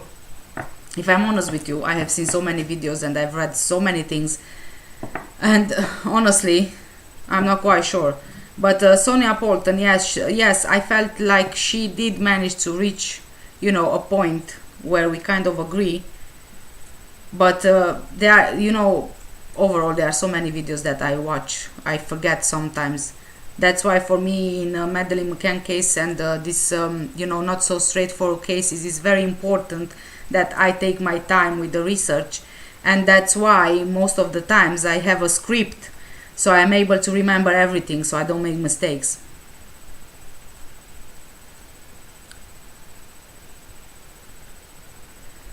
Catalina is saying she said up-to-date pic on her phone, so why not give it to people so they can put it on flyers? Exactly, she did say that she have an up-to-date photo, so where is that photo? Where are those photos? Because we are still seeing the same ones.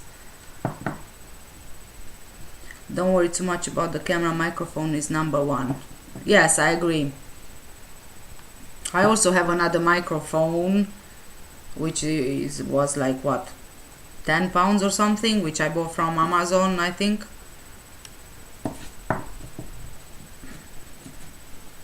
Yeah, thank you, Robert. Yes, thank you. Hi, Ria. What is the biomom's surname, please? Does anyone know the names of the 2 biodads? Is it now Ryan Dean? Dean is probably the surname. I'm not sure about the names of the biodads. I have no idea. All I know is that both boys have got different biodads. JD, what happened about your Facebook bully Cat? Expose him, we will all fight for you. You know what? It's a very complicated story, and as far as I am aware, they are somehow connected to the McCanns, so I would rather not go there.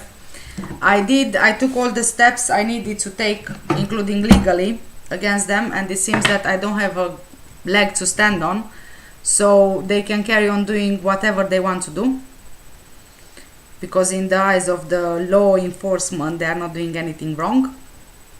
Although I have all the proof, I need all the screenshots necessary, but I don't want to get down to their level, so that's why I did not make a video to expose them, because if I want to expose them I can do it even tomorrow, because I have everything I need already.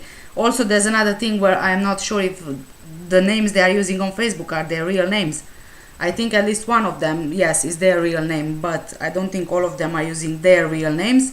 So the way it went was, you know, that I'm always sharing my videos on Facebook groups, because you know that those are the best places to get my videos seen, because people are interested in this kind of videos, and I'm also interested to hear people's opinion about the videos I make, obviously.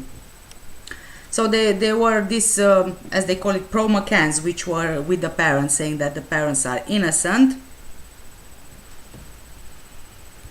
And then we have the anti-McCanns, and the anti-McCanns are saying that are thinking that the parents had something to do with the disappearance of Madeleine McCann. I don't want to get into much detail about it in this video, but long story short, I did not even join those groups on Facebook, and they've started sharing my videos from YouTube, and there was one particular person who took great care and time to actually go through my videos word by word to see what they can find, to the point where they talked about me on social media that I was abused by my previous husband, and you know, so many other things, and they called me various names. And the way it went was that one started the post, name calling and things like that, and everybody else joined. And me, because a lot of people are connected with me on Facebook, they message me in private and they send me all the screenshots to show me. And I've seen all the name calling they've done, and all the instigating they've done at my expense. And at one point it wasn't even about my videos anymore, it was about me. So they couldn't find anything to pick on about my videos, so they decided to go for me. And that's how it was. And it was bullying, it was you know, it was upsetting, really, because they made me feel like I was again a kid, and the bully was bullying me in school, and everybody else joined in, honestly. Yes, and that was only because I changed my opinion about things. And also my earnings on YouTube were being talked about, how I'm you know, taking advantage of a child's disappearance to make money, and so on and so forth. Anyway, yeah, that is basically it. Let's carry on with the comments here. Joe Hexton, you are so informative and factual and incisive. You must work hard. Thank you. Joe, I am trying the best I can, and I always like to make sure I try to get everything to the best of my knowledge, you know, to be accurate. Although there are so many things which you just can't verify. So, David got a phone call, but I'm back. It's good to have you back. Dorte, she's beautiful, your daughter. Thank you so much. JD Cat, you know about the Leicester woman on Twitter? ITV or Channel 5 exposed her as a troll, and she apparently killed herself in Mary Leicester Hotel. Oh, Brenda Leyland. I don't believe that she did that. I don't believe that she killed herself. I think that she was helped.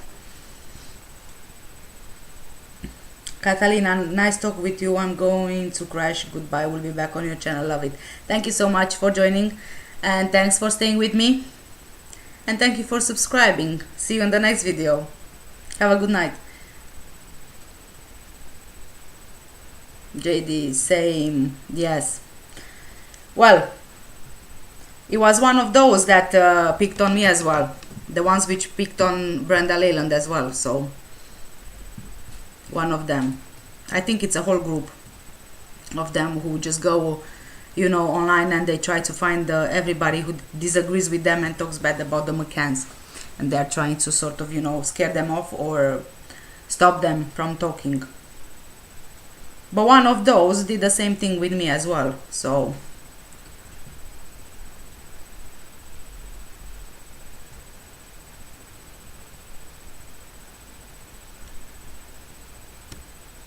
okay, Joe, I'm going to accept this comment, but please try not to say bad words, because I don't want YouTube to penalize me. If needed, use the stars, please. JD, all I'm saying, be aware of McCann's powerful connections. Yes, I agree. I know they have powerful connections. When I first started with the McCann's case, I didn't expect I will get to where I am today, and I will get to talk I mean, to make all these connections as I did. I expected it to be like straightforward, you know, missing child case, but it turns out that it's much more than that. JD, all I'm saying, yeah, hint hint. Joe Hexton, you make progress. Sorry about that. That's alright, that's alright. It's just, you know, I'm trying the best I can with YouTube because the Madeleine McCann case, for example, is a very controversial one, and there were so many YouTubers whose channels got removed because they were talking about the McCanns. So I want, you know, to clip it as to keep it as clean as possible in other ways, so I don't trigger the bot. JD, follow the money in this case. I think yes, I completely agree. Although it's very easy to try and follow the money in this case and you know, get derailed, it's just very complicated. Anyway, going back to Orrin and Orson, what do you guys think that happened with the boys? I said my, you know, my options, what I believe. I believe that they were either, you know, killed by the adoptive parents, or, you know, they caused their death, or they might have been sold to a trafficking ring. Dort, I believe they are dead. Yes, sadly I agree with you. I believe so as well. I just can't decide yet how, but I do think that if they are, and the parents did it, then they disposed of their bodies in a familiar place.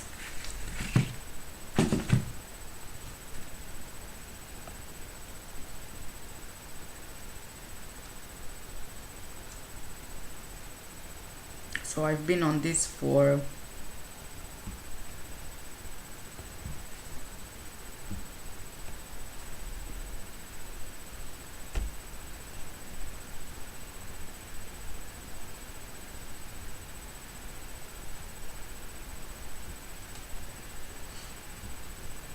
Ria, they are immature and of no worth, and those of us who can respect you are here for your day. Playground bully tactics are used to upset and intimidate. You are far above them, horrid people. Thank you so much, Ria. I mean, it was expected in a way, because I'm putting myself out there, but these people, they don't seem to be stopping. Maybe they will be. I did expose them on Facebook, though, on all the groups that I'm in, and they seem to have stopped. So I'm hoping that's that, but I'm also thinking they might be up to something and they are being very quiet at the moment. JD, how many miles from the parents to the grandparents? I think that the drive is like 2 hours. 1 hour and 10 minutes, if I'm not mistaken. I'm going to double check right now.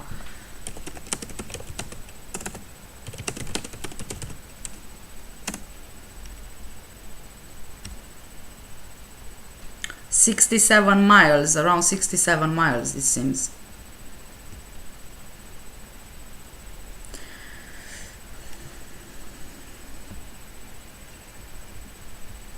They moved to Cal City to get off the grid. Exactly, yes. I agree with that. I think they did, yeah. Are all grandparents living in Bakersfield? As far as I know, yeah, the grandparents from the adoptive parents' side, yes, as far as I'm aware. A lot of people are saying that the grandparents might know what happened, and it's possible they are involved as well. They behave quite suspiciously. I've seen a couple of videos from AV Watchman.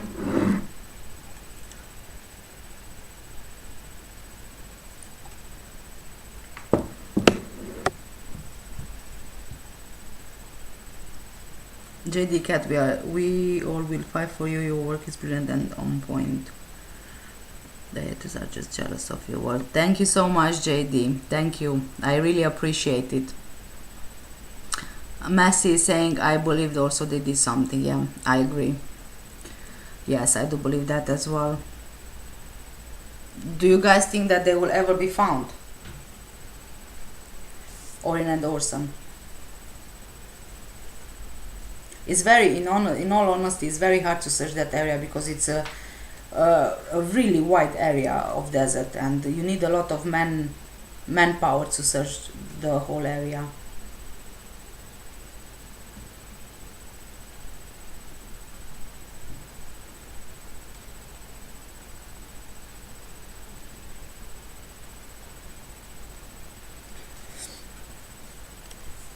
So we've been live for how long now? 2 hours? Wow. That's a long time, isn't it?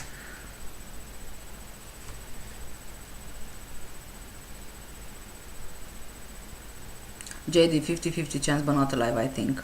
JD, I think so as well. I don't think they are alive.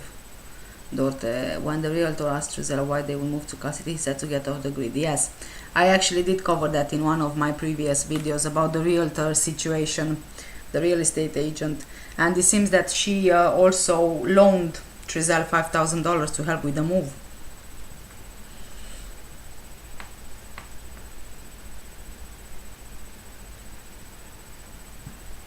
I say, oh, the grandparents are dodgy to me and it may be a scam, or they are also covering for the Wests. I hope so that the boys will be found.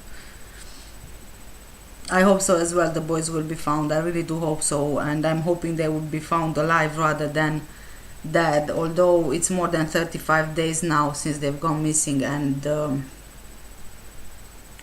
it's very hard.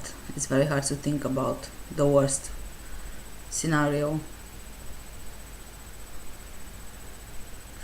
JD, why can't we find out apart a family member who has seen the boys? I have no idea. It might be that these boys have not been seen. I mean, A.V. Watchman went to Bakersfield and he interviewed one of the neighbors in Bakersfield, and even that neighbor was saying that no one ever saw those kids playing outside. Apparently those kids, they were never allowed to go outside and play. It's very, very strange. This whole thing is really strange. So the only witnesses who've actually seen Orrin and Orson, as it seems, were the 4 children, the 2 foster children and the 2 biological children, and they say they've seen them on the 19th of December before they went to their grandparents for the holidays, which I've spoke about a bit earlier on in this live, that it's a bit unlikely children can remember so precise the dates. Dorte, yeah, why are no grandparents coming forward to help search the boys? Exactly. So no grandparents, no, you know, adoptive grandparents, adoptive parents are searching for these boys. Strangers are searching for the boys, but not the parents. Go figure. It's just like so many other missing children cases, including Madeline McCann. The McCanns never searched for their daughter. They said they helped with the search from inside the house, from being online on the laptop. JD, if you tell a kid you remember that night you seen your siblings and get in their head, you can get the kids to run away. Exactly, that's what I meant. Yes, I think that these 4 kids were either manipulated, scared off, or influenced in a way or another. So it's like you put words in their mouth, and obviously children will follow. Children will copy. Yeah.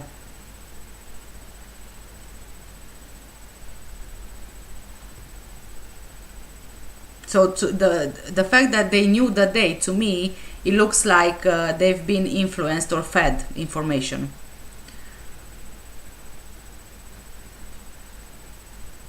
And you know, one of you was saying that if all those 4 kids were individually questioned, then it's highly unlikely they would be telling the same lie. Well, in a sense, to me, it's not highly unlikely, because being kids, being together, playing together, spending their time together, one says something to another, and another, and another, and so on and so forth. Dort is saying, Ria is saying, if he was a scam and he went wrong and the boys were supposed to reappear, I'm concerned it is more now. I hope they are found alive still. You know, I was also thinking about the biological mother and the adoptive parents. We know that the biological mother, she really wanted the boys back. She really loves her boys, obviously they are hers. And I was thinking, what if they reached some sort of an arrangement, the biological mother with the adoptive parents, and you know, she said, give me back the boys and I'll let you keep the payments just so I can have my boys back. And then she she joined the search, and then the biological mother, Ryan, she joined the search, and then maybe one of these days she'll come back saying, oh, I found them, the kids, Orrin and Orson. It seems unlikely, but you are trying to think of so many different things. Was the Dorothy saying, I think the kids are scared of Triselle. I think Jacqueline is also scared of Triselle. JD was the oldest age. Well, according to the chief of police, they all ranged from 3 years old up to 10 years old. So Orrin and Orson were the youngest of them, but not more than 10 years old, all of them. Yeah, the 4 kids are too terrified possibly to speak of anything. I will not have dared speak the truth of my mother, too scared. Well, if those kids were in general scared of their parents, they would never say something against the parents. No way. They would be terrified of the consequences of them saying something bad about the parents, even if they would know. JD, can you get a 10-year-old to lie then? You can get even smaller children to lie. They lie anyway. They can lie. I firmly believe that you can get a 10-year-old to lie. Yes.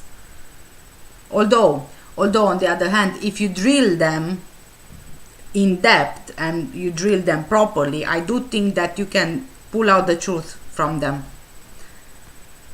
But I also think that the police in general has certain standards that they can, of what they can and cannot do concerning children in questioning. I mean, so I'm not quite sure that the police is actually allowed legally to push them so hard as to get the truth out of them. There might be restrictions there, and it might be that it was I have no idea, I'm just speculating here. Is it possible that maybe a psychologist was questioning them, the psychologist which works for the police, or not the police officers themselves? I have no idea. Dorothy saying, I don't think the biomother is involved. She seemed honestly upset and heartbroken. Yes, on the other hand, yes, I agree with you. That's what it seemed to me as well. Although to me, a bit, the crying, it seemed a bit over the top. I'm not sure. I'm sorry. Don't get me wrong. I have no idea how, a parent would react, a genuinely worried parent in these situations. I don't even want to imagine. But she did seem to be genuinely worried and genuinely upset. Yes. She also seemed to be very angry at the adoptive parents, for good reason, obviously. Ria is saying that is a strong possibility that the biomother is involved, and for sure some financial scam was happening to many foster adoptive kids, and so they can cover with confusion. Exactly, yes. That's why I was thinking about that possibility as well. I don't want to blame, anyone or to accuse anyone, but, I'm trying to look at various possibilities here. JD, like in UK, they need a legal guardian to be while being interviewed. Right. So is the police performing the interview then? Or do they have like psychologists doing the interview for the police, because they would know how to behave with children without breaking some laws, or I have no idea how it works with children and being interviewed. Yeah, a legal guardian. So my guess is that these 4 children, they had either Triselle or Jacqueline with them, or was it social services?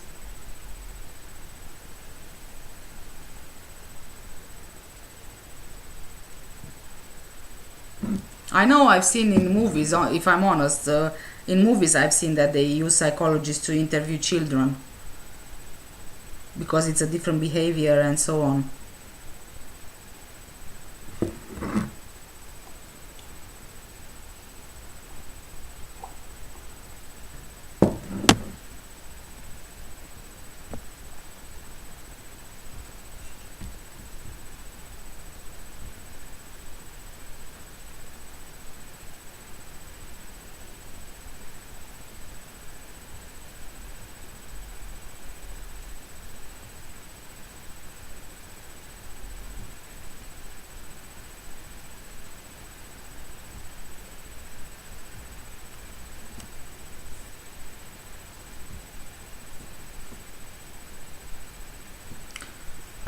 JD, who sat in the interview with children? Anyone know? I have no idea, honestly. The chief of police have not said anything about that. Dot Bus, if the boys are found alive, I hope they never go back to the adoptive parents. I hope so as well. I honestly do think that the bio mom would be a much better fit than the adoptive parents at this point and in this situation.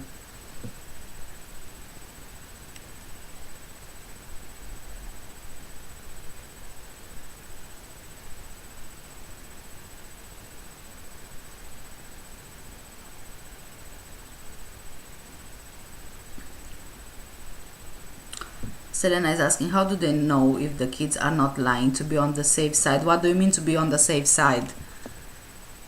Or they can come to me, yes. To be on the safe side as in, do you think that the kids were involved in a way? Or is it because, do you think that they are scared of the parents? So being scared of the parents, they believe that you know, they will say what the parents would like to hear, or I don't know. Yeah. And if there wasn't foul play, why the other kids been taken away? Exactly. And also the chief of police was saying that it will be social services who will decide if those kids will go back to Triselle and Jacqueline. So not the police, but social services. So I do believe that it's possible in this situation the children are removed for their own safety until the investigation is over.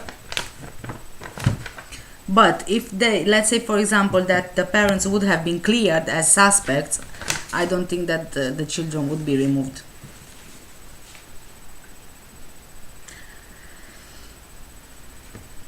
They did take, Selena, they took the kids away. The 2 foster children and the biological children as well. They did take them away. Social services did. After the children were reported missing. I believe it was for a safety measure, as a safety measure.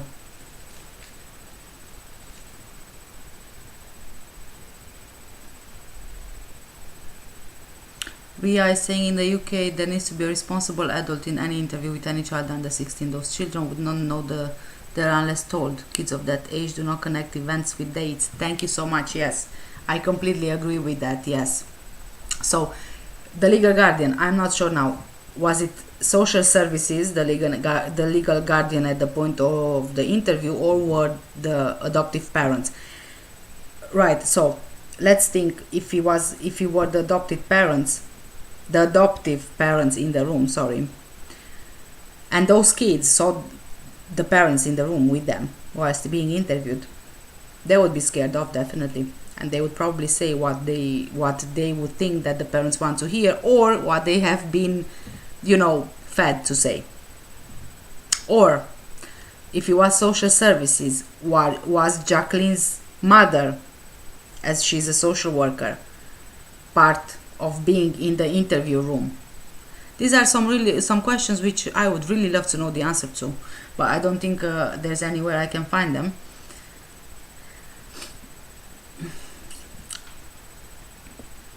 Yeah, Selena is saying sometimes a psychologist attends to the interviews. Selena, that's what I thought as well. I thought that because they are children, there's a different process, and I thought that a psychologist would be interviewing rather than a police officer. I'm not quite sure though, if I'm honest. Ria is saying it will not be the adoptive parents. No way. You think so? What if the social services, but the Jacqueline's mom, who is a part of social services, maybe she asked for her to be there? I don't know. But even this is not known for sure who was there.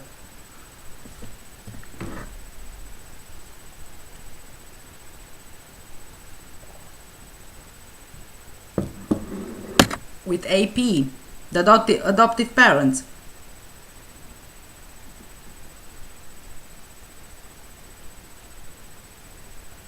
To get an interview with them, me with them. To give them an interview.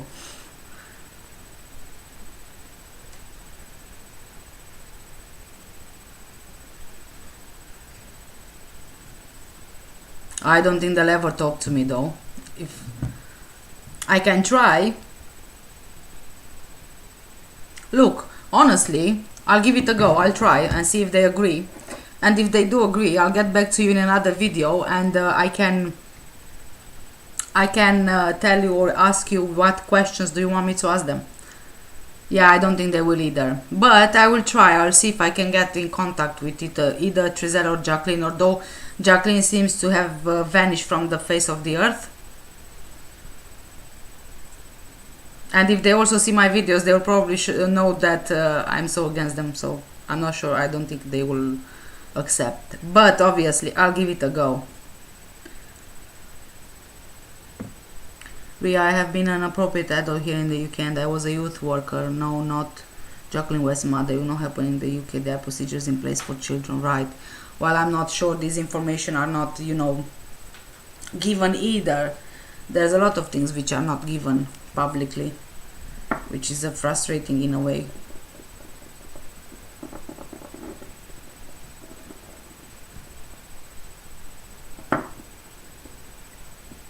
Okay guys, so I think I have reached the end of this live video. It's been over 2 hours now. My god, it's been so long, but it's been lovely being live with you guys.